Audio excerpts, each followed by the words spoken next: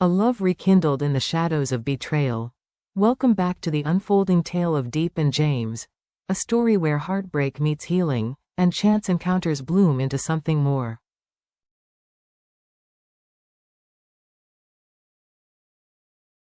As their worlds collide once again, emotions run high, memories resurface, and the tender stirrings of love begin to take root amid the chaos of the past.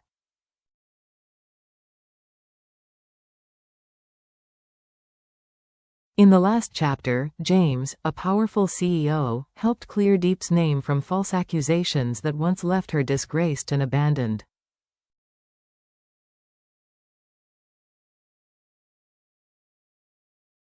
With his support, she regained her dignity and started anew as a factory worker. What she didn't know, what would soon jolt her entire being, was that the very company she now worked for belonged to James.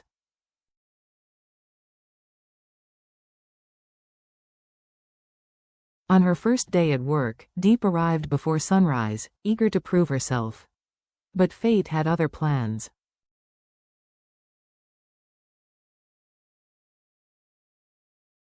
As she wrestled with a pile of timber, a familiar figure entered her line of sight, James.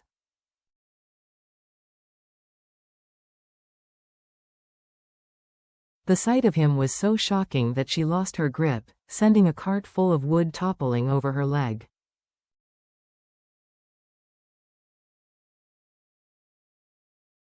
James rushed to help, but Diep, startled and overwhelmed, bolted, leaving behind not just her sandal, but a flood of emotion.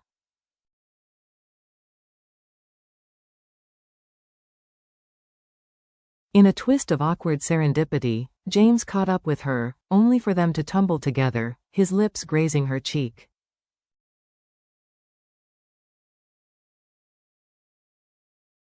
The accidental intimacy froze them both.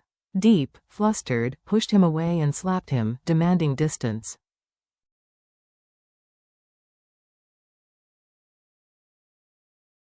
James, ever gentle, tossed her sandal toward her at her request, his smile tinged with quiet resignation.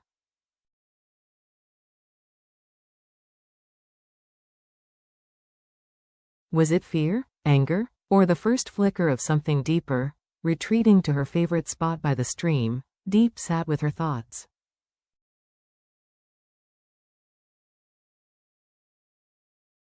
James found her there, not with grand gestures, but quiet words. I mean no harm.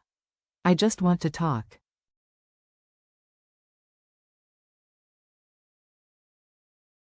And so, she opened up.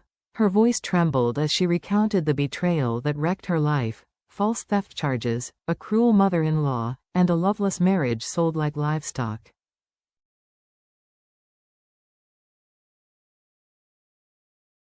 James listened without judgment. I've already investigated, he revealed softly. It wasn't you.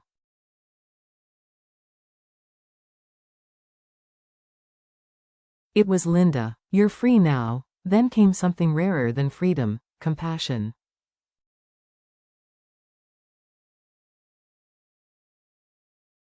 I know you were sold as a wife, mistreated since childhood. I want to help you.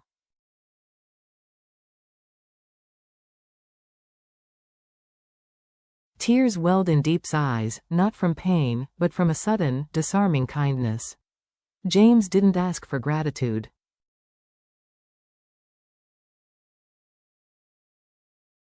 He simply said, I'm just doing what's right. Then he left to put action behind his words.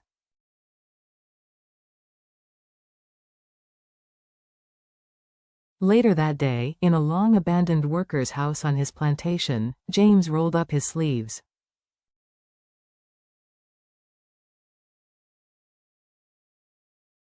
This man who normally issued orders now scrubbed floors, fixed windows, and went to the market to buy Diep new clothes.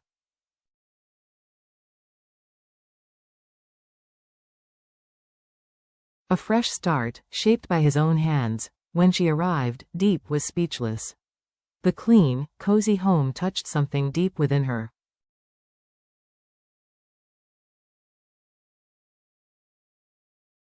As she tidied, James cooked dinner from scratch, two strangers becoming something else over a warm, quiet meal.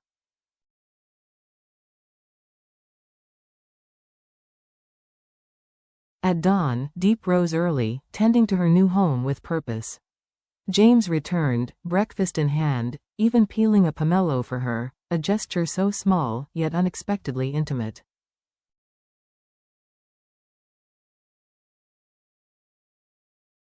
Together, they worked in the garden.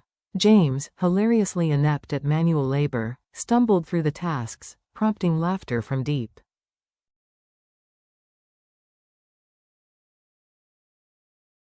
But it wasn't ridicule, it was warmth. And as they exchanged shy glances under the morning sun, something began to shift.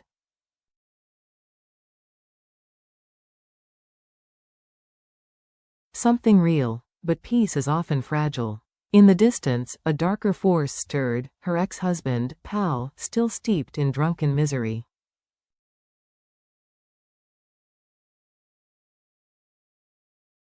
Twisted by jealousy and desperation, he plotted to reclaim Diep, aided by his mother, who once sold buffaloes to buy Diep as a wife.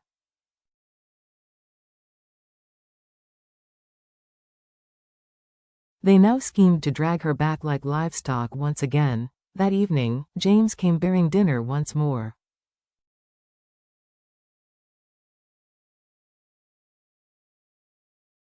They grilled meat beneath a canopy of stars, their conversation soft, their laughter unforced.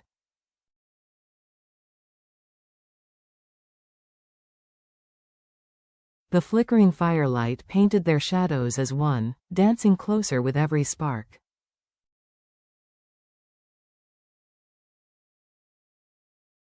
It wasn't just a meal. It was a quiet promise. A beginning. But will love be enough to outshine the darkness that still haunts Diep's past?